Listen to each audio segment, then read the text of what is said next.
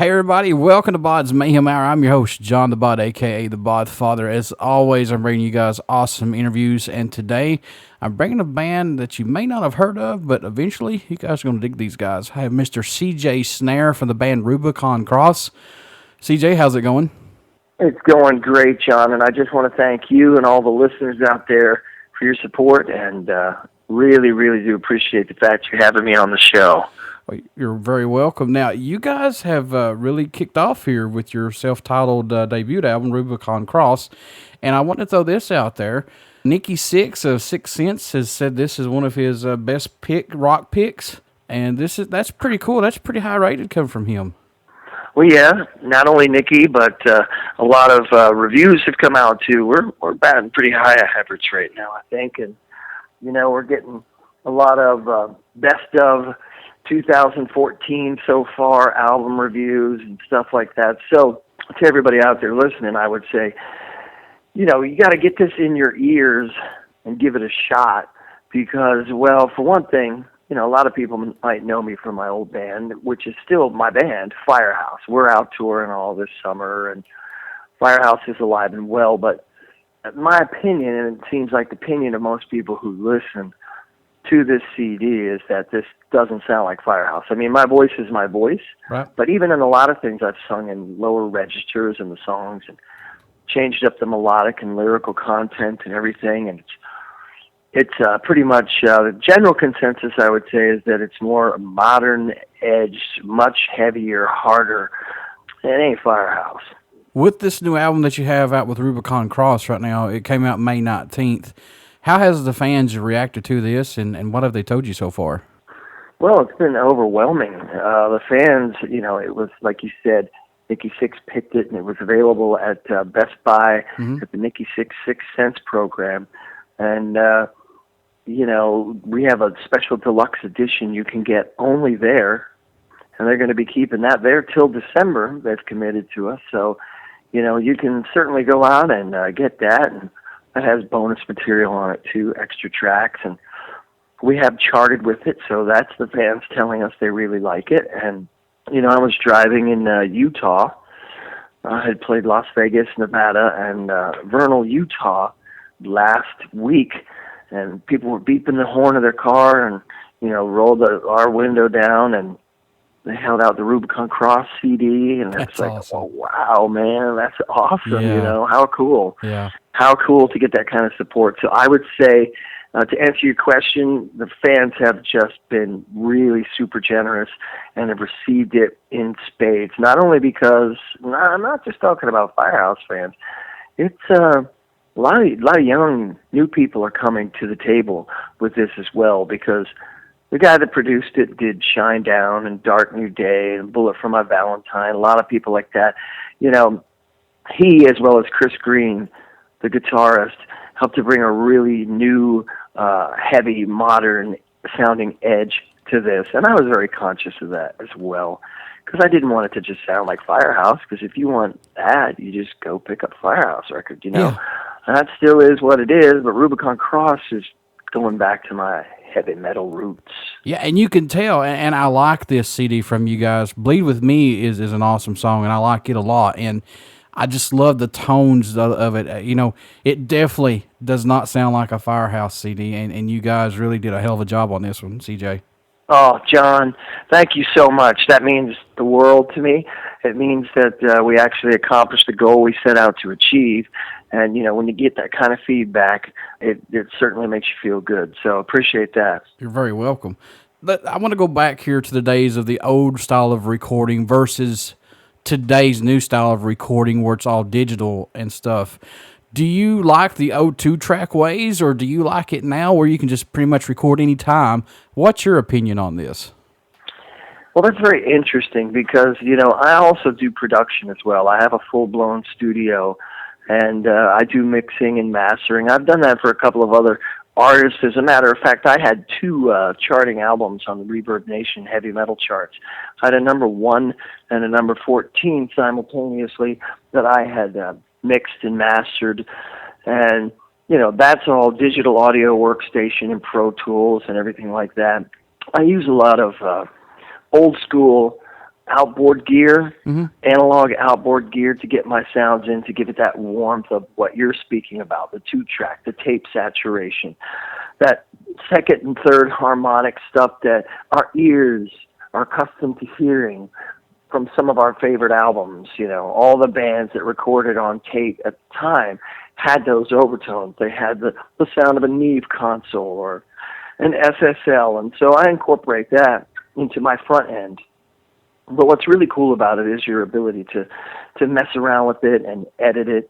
And like I told you earlier in the conversation, we brought Rick Beato in, and he's in Atlanta, Georgia. And we went down and we did a lot of stuff in Georgia. The bulk of the guitars, all of the drums and everything like that, half the bass. But, you know, if you hear any strings or keyboards like that on it, that's done in my studio. Half the bass tracks were done in my studio. And all of the vocals were done in my studio. And you know, I'd say maybe a quarter of the guitars were done in my studio. So that's the pro part of it. You know, we all like going back to that old sound. It's something we grew up listening to, our favorite records. And I think they're trying to bring back the elements of that sound into the new way, because people can be in different locations, different time frames, and everything like that, and make a record. And there's a lot to be said about that too, because I remember when we used to make a mistake, you know, the producer would have to take a razor blade and a 2-inch tape, and he'd have to do a splice to fix something, you know? So, you know, that's really nice to be able to copy and paste something now on your hard drive, you know? Yeah. I like the old way of recording. I mean, I think it's just much crisper. It's much cleaner. And, you know, I just like it that way. There's so much now that's so much digitized that I think it takes that whole element out of it. That's just my opinion, though. You'd be surprised, though, how much they're selling to, you know, recordists like myself, to bring it back to that old way. Yeah. You know, to give it that tape saturation, to give it those harmonic distortions I was talking to you about, to give it that low-end boost, to give it that top-end head bump.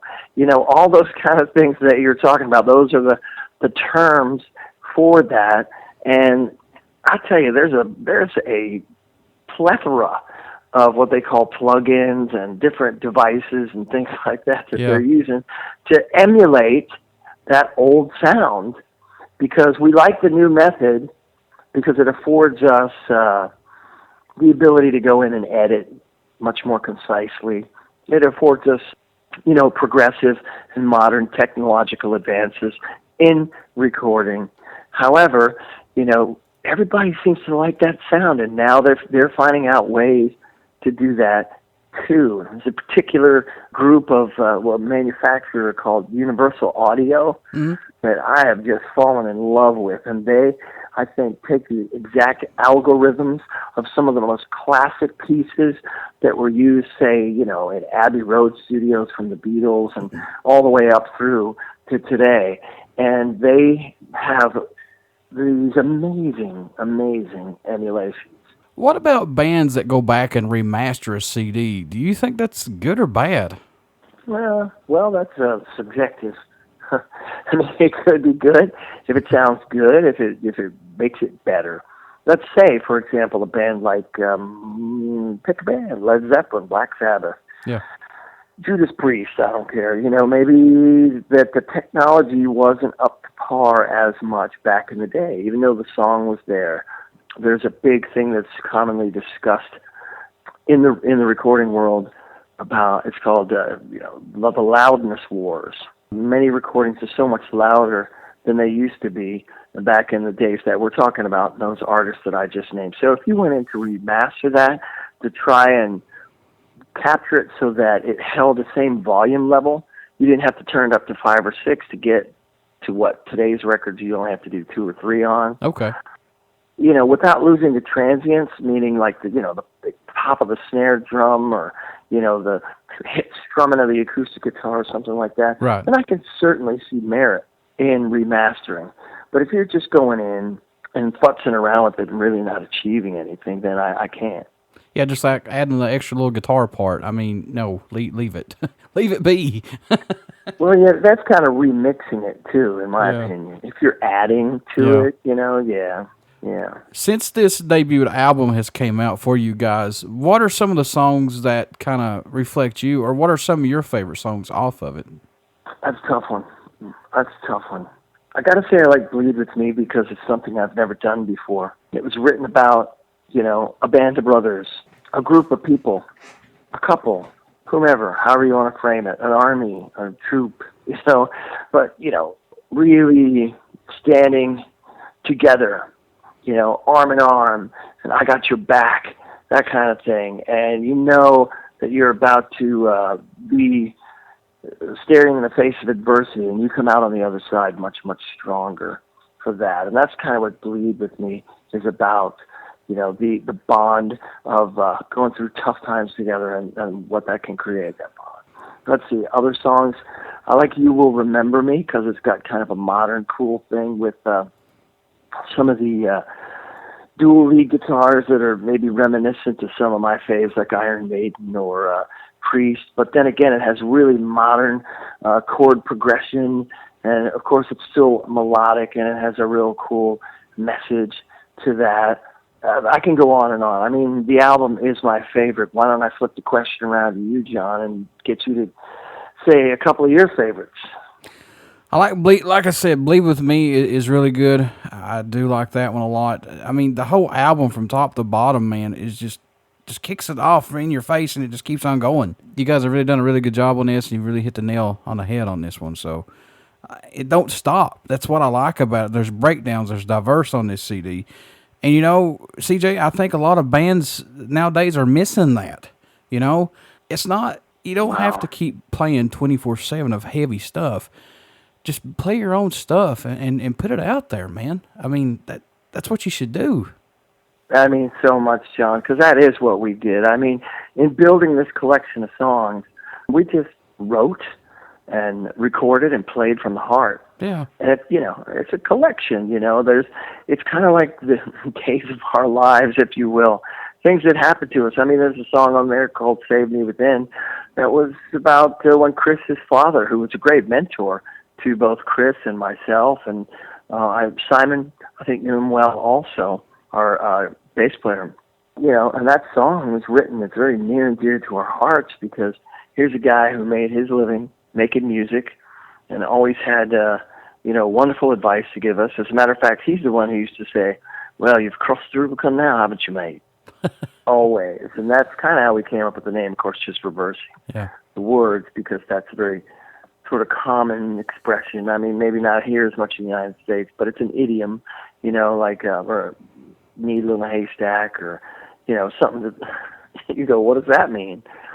But it means pretty much when you have committed an act that there's no turning back from, there's just, you're past the point of no return. That's crossing the Rubicon. So we thought Rubicon Cross was a much cooler sounding name for a band. What was it for you, CJ, to say, I want to do another band and make it more heavier? And what actually said I want to do this? Well, it was kind of an evolutionary thing, and that's a good question. It started off long ago in the press. People, reporters would ask me, hey, man, do you ever want to do something on your own, a solo project or something like that? And my answer in the early days when they started asking the question was, I'm able to fulfill all of my artistic and musical needs in the band that I'm, currently working in. And that changed over the years. So when I originally approached Chris Green, I asked him if he wanted to play on my solo record. But as our friendship morphed and the project morphed and it actually became a real band, he knew it and I knew it. It's like, this can't be a CJ Snare project. That's not what this is. This is a real band. So let's make it that. And so that's how it kind of happened. It kind of was a gradual, slow thing, and then we found a right groove, and we became best of friends. We shared a lot of ups and downs in each other's lives, and this is the artistic product. This kind of tells the story, and, it just, because we're both artists and expressive individuals, that dictated that this be written. Yeah. It's something I think everybody can relate to. At least one song, that everybody might go, I know what they're talking about. I felt that before, or I've been through that, something like that. Yeah, I lost my dad 14 years ago, and I know music has really helped me out. And there's like you said, that song for Chris, was it Chris? I think you just mentioned about his dad on there. Save Me Within.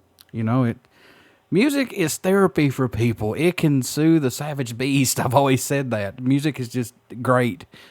Get it, people. And that's what I'd say. Get it, people, because you know what? The music industry has changed so much from when I first decided.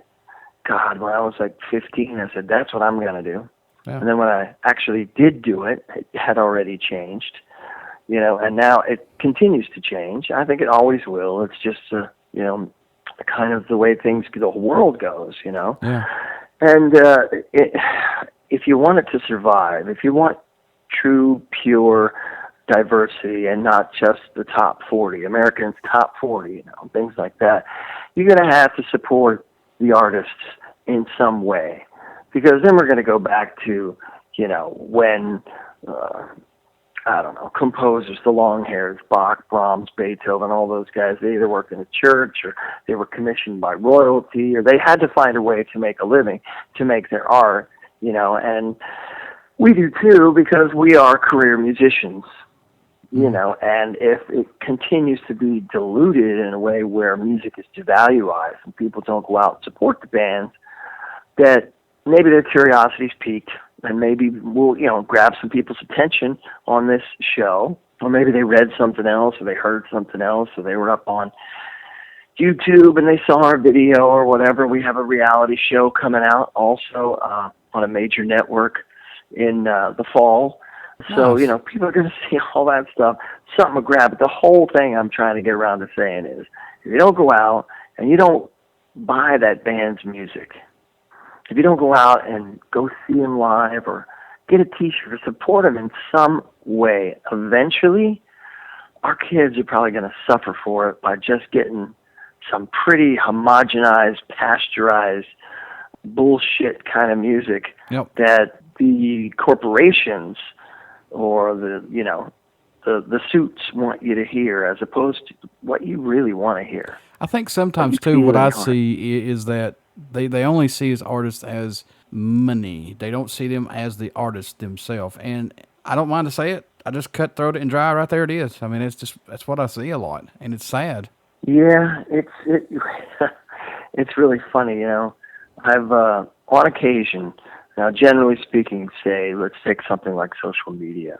Mm-hmm. Facebook, I originally used it as a tool. A friend of mine who plays guitar named Neil Zaza. He's a real shredder. And, he and I became friends, and he filled in actually one time out with the band and, Firehouse, and went on tour with us for a little bit. We became fast friends. He's the one who convinced me to go on Facebook. And he said, you use it as such a great way to connect with, all your fans and friends around the world and everything. And I was kind of skeptical, and I went on and I found out, yes, it really is. So I tried to keep it, for the most part, very professional, very impersonal. And I found that sometimes when I would put personal things on there, people would get upset, and they'd start chiming in. And it's like, well, this is my Facebook page, okay? Yeah. And if I want to express my own viewpoints and opinions, I'm not necessarily inviting you to do that on mine. Right. If you don't like it, just get off it. That's fine. I have other people who'll be friends or whatever. Yeah. Facebook friends, let's clarify. And, totally understand. You can go. If you don't like my music, that's cool. Maybe I don't like yours. Oh, or do you make music? I don't know. Mm-hmm. We haven't had many haters, so, knock on wood, we've been really fortunate. Rubicon Cross is being well received across the board, which is, God, that's just cool. Makes me feel great. It makes us all feel That's so good, happy. Man.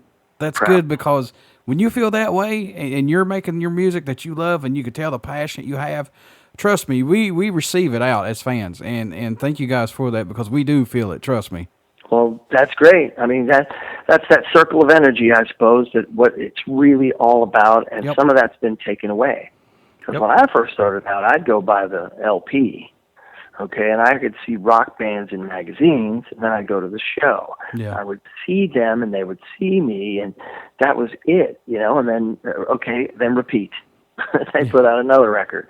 You know, I read about them, keep tabs on them, go see them again, support them that way. So a lot of that's gone. It's like, well, you know what? I'll watch a few clips on YouTube from other people's smartphones, and well, maybe I like this song, and I'll check this one out or that one out. And you don't truly get to know the band, all sides of the band. You get to know maybe just that one tune that had the push on it. I can give you a real good example with my mothership band, Firehouse. I mean, a lot of people construe us as a ballad band, you know, and that's just because that's what you were exposed to because of, corporate America, you know, but if you come see us live, and I think we've been around long enough where people know, we're just a good old rock and roll band, you know? Yeah, I remember you guys from back in the day. I mean, I used to watch MTV a lot, saw a lot of your videos and stuff, so I dug it all. I mean, a true fan's a true fan. That'd be the later stuff. If you came out to see us live, you'd see why we won the Best New Hard Rock Heavy Metal Band in 1991 at the American Music Awards. It's because we rocked. But like I said, you know, you only get exposed to certain things. And so I think that the responsibility lies on the listener out there. If you really dig one tune by a band, you should check out the other facets by them. And by the way, right now, the deluxe edition, only for a couple more days, I think to Father's Day. And this may air after that. So it's at Best Buy for $6.99 right now. And it's going to be, again, at $7.99 after that. And you're getting a couple extra tracks from the regular CD. You get some extra artwork, I mean, like a poster and stuff like that. And why do we do that? Why do we sell it at that price? Because we want people to hear it all. It's all about the fans, man. I mean, you know, I just, sometimes I wonder about them. It's like, just pick the CD up and listen to it. I'm going to be playing your guys' music on here and supporting you and putting this out there as much as I can for you all. But, you know, like you said, $6.99, that's a great price for a CD, other than $20-$30 bucks. You think I'm making jack doodly squat off that? No. Yeah. We put in a lot more money into it, and it's not just about the money, it's the passion, right. The art, you know, everything that's in that. But, you know, by the time everybody gets a piece of that little tiny bit of music, iTunes, too, they take a huge chunk out of it. You know, everybody thinks that you can go on YouTube now and just become a multi-millionaire and everybody can get their songs on iTunes. And that's just not the way it is. Yeah. It's actually becoming more and more diminishing returns. And that's a sad thing. It is. And that's a reflection on the audience, because the musicians are still doing it. And I see young bands out there, and they're all crammed in a tour bus, and, you know, they're living on ramen noodles, which, I did that at the start, too, and still, you know, I still like ramen noodles and peanut butter and jelly sandwiches, you know, and they're going from town to town to town to town to town just to spread the word, spread the music, and I honor those guys a lot. But I implore the audiences to come out and support them in some way. The best way is to get their music, and, you know, of course, coming to see them live is an equally good way. What can fans expect at a show from Rubicon Cross? Well, we've got a song on there that we open up the set with called Locked and Loaded, and it's pretty much balls to the wall, how we feel when we're about to hit the stage and when we're on stage. If you listen to that song, which, by the way, was part of a soundtrack in a PlayStation and Xbox game that did really well, and it's on with bands like Rise Against and Five Finger Death Punch and everything, that pretty much describes what they can expect for us. One thing I'd say, production-wise, too, this record is pretty raw sounding. I mean, it's got a real live kind of feel to it. So it's the CD or the iTunes or MP3, however you want to get it.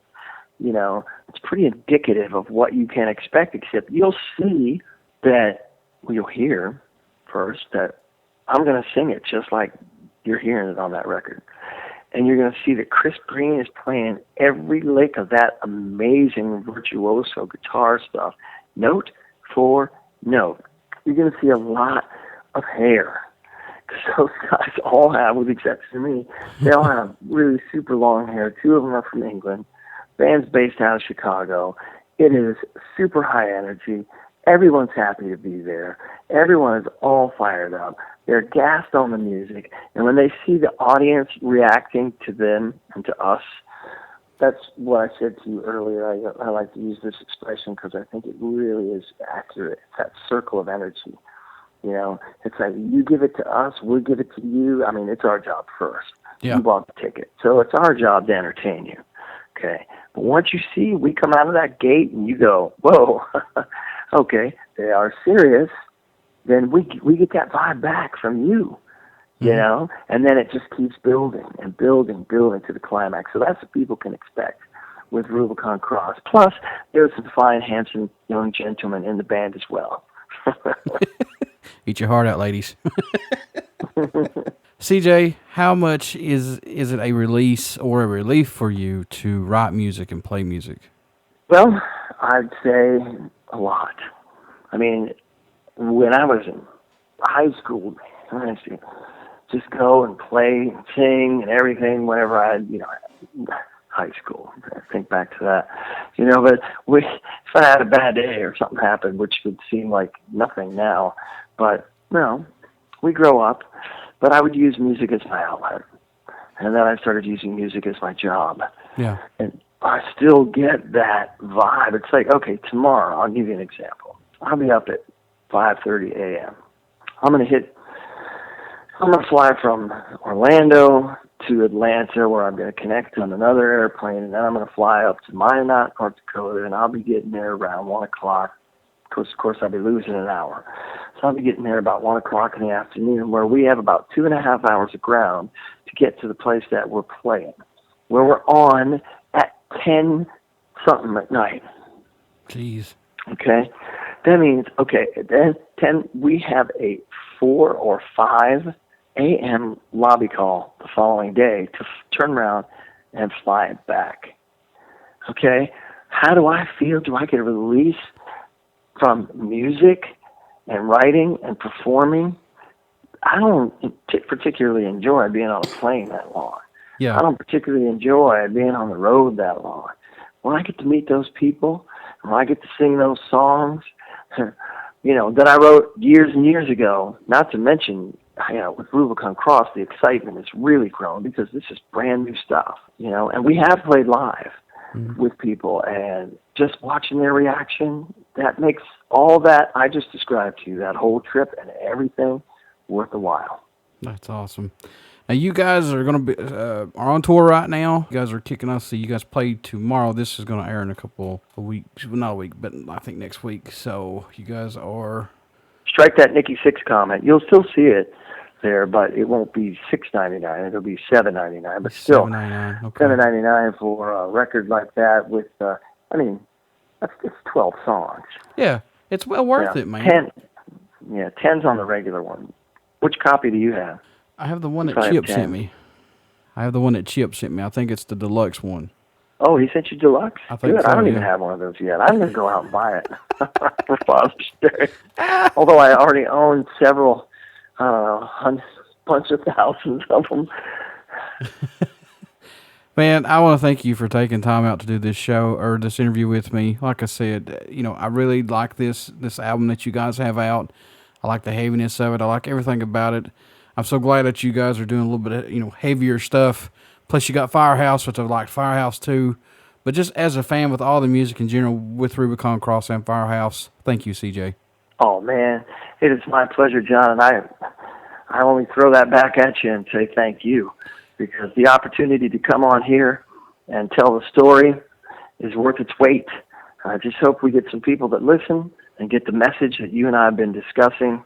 and they go out there and they check out Rubicon Cross, because I not only think you're going to really, really like it, you'll be helping guys like me and John and the other guys that are out there making music all around the world keep their jobs and keep following their passion and their dreams and speaking that language, the universal language of music that seems to touch all of us in bad times, in good times. It just becomes the soundtrack of our life, and it's such an escape for so many people that it'd be a shame to see it go away. Yeah, I couldn't imagine without music. I mean, I eat it, breathe it, sleep it. As soon as my feet hit the floor, I got music going on. So that tells you right there how much it means to me. Yeah. Well, same here, bro. Sometimes I pull my hair out. It's so much. yeah. But, And there's days like, passion. I want to listen to music, but what the hell do I listen to? It's a passion. It is. It is. It's for me, it's a bit of a, like the traveling I just described to you, it's a bit of a curse, because I've been doing it a long time. And then it's so much of a blessing. And first and foremost, it's a calling. That is, yeah. It's very true. It's a calling. It's a calling. Yeah. And it's a calling for me to make something that you and your listeners can go, gosh, darn, I feel exactly like that. Yeah, that makes me happy when I was down, or that pumps me up before I go and work out, or, I've had soldiers come to me, our men and women of the armed forces who come and say, man, that song really got me through wherever they were fighting. And, I mean, all those things that I described, people going through cancer problems or whatever, saying, that song that you wrote really, really, really got me through. I mean, that speaks volumes to me. Another one, too, is going to a different country where people don't speak English, and I can't talk to them, and they can't talk to me. Yet there'll be 40,000 of them out there singing the words to the song I wrote in a little room somewhere, and that's like, holy smokes. Yeah. This powerful stuff. It is. Just when people say, random people, I don't even know, that say, hey, I like your show, or I listen to your interview, they're not, that makes me feel like, hey, I've reached one person, Right. So that's how we do it. One at a time is good. That's exactly right. And you never give up. I've been doing this for 3 years, and I'm not giving up. Never. It's real funny. Thank you for saying that. We'll be on a plane sometimes, and if they see all of us together or somewhere, they're like, what band are you guys? We can tell them. It could be Rubicon Cross. It could be Firehouse. Firehouse, a lot of people know our songs. We've had a lot of hits. And people say, I never heard of you. My answer is, well, that's why we're here. You have now. Nice to meet you. That's why we're here. That's why we're out doing what we do and making music. Now you've heard of us. Definitely, so as long as we're physically able to go out and perform for people, and as long as they keep turning up to see us, I guess we'll keep doing it. How can people get a hold of you guys, or keep in touch, or buy your merch? How can they do that, CJ? Well, they can go to rubiconcross.net, and, if you are on Facebook, which I heard like 1 out of every 12 people on the face of the planet are, they can find us at facebook.com, Rubicon Cross Band. You can find us in Best Buy and FYE, physical product, meaning a CD that you want to hold in your hands. But, of course, you can find us at iTunes and Amazon.com, MP3. There's lots and lots of ways. There's, my page too, CJ Snare, and there's Chris Green as well. We're on Facebook, and we have our own websites and things like that. So, I mean, we're not hard to find right now. And I would ask your audience out there to make it so that we're easier and easier to find, and you hear more and more from us. Yeah, I'll definitely be playing you guys on here. Actually, I'm going to be playing a couple of tracks off this new album to get y'all out there a little bit more. The smallest things I can do, hey, I'll do anything I can for anybody, especially locals. That, like I said, that's what the show's always has been about, locals and getting them out there and promoting nationals and stuff, and just doing my little small part that I can. Well, I thank you very much, and I know that all the other people you just spoke about, thank you too. And once again, shout out to all your listeners, and appreciate you taking the time hear the story, or the beginning, at least, the story of Rubicon Cross. CJ, before I let you go, will you please do a promo for the show if you don't mind? Not at all. Hey, what's up out there, everybody? This is CJ Snare from Rubicon Cross, and you're listening to BODS Mayhem Hour. Keep it locked and loaded, baby. Thank you, CJ. Everybody, stick around. We got some music coming up from Rubicon Cross. And if you're out and about and you get to see these guys live, please go out and check them out. And you only hear these interviews right here on BODS Mayhem Hour and Uber City Radio. Thanks, CJ. There you go. Thank you, John.